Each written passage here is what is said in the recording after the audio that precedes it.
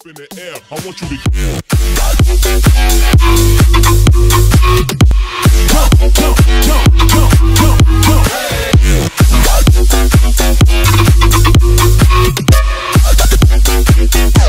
like you trying to get stuck in it.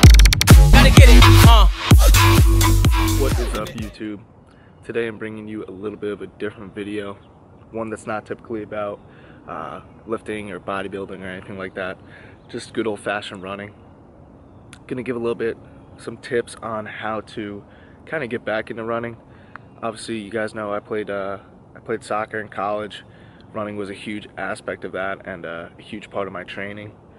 And to be honest with you, I haven't ran or focused on running since November, and I think November.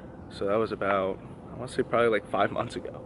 So a couple tips: make sure you have a really good pair of running shoes. I'm using the Hoka Clifton 3s, one of the most comfortable shoes I've ever used. Another tip: if you're a morning runner like me, I like to run in the mornings, get it done with. Right now I'm doing this as part of my fasted cardio. Make sure you go to the bathroom. You know, you're sleeping, everything hasn't been working, you know, everything's been sleeping. So you're gonna find sometimes that if you don't go to the bathroom while you're in the middle of your run, those things are gonna start creeping up on you. You're gonna have to find a bathroom somewhere. So get that done beforehand. Always stay hydrated. Hydration's a big part of it. You got to make sure you're hydrated, because if you're not, you're going to start getting lightheaded. Your performance is going to go down. Another thing I recommend using is the app Map My Run. Helps me tremendously.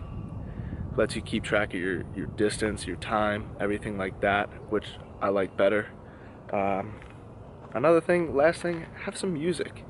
You know, a lot of people say running can be boring, and I'm not gonna lie, I agree with that.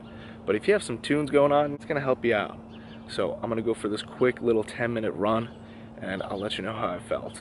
Alright, so I just finished that run. Did it at a pretty easy pace. I think I was hitting quarter miles for about anywhere between 2:05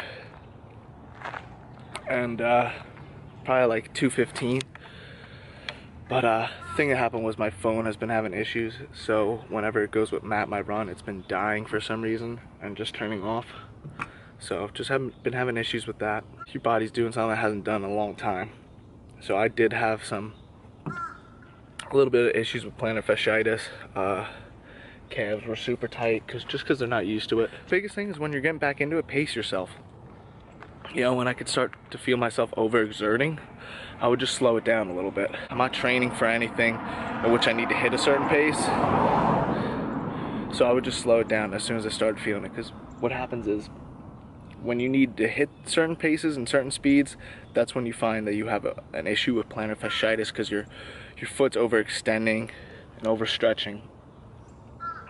So those are my biggest things, and I'm hoping to expand upon this series a little bit as summer starts coming around and as the weather starts getting a little bit nicer. I mean, today it was like 55 degrees. I was able to run in short sleeve shirt, work up a good sweat, and you know, when it comes to cardio, I think running is king ultimately.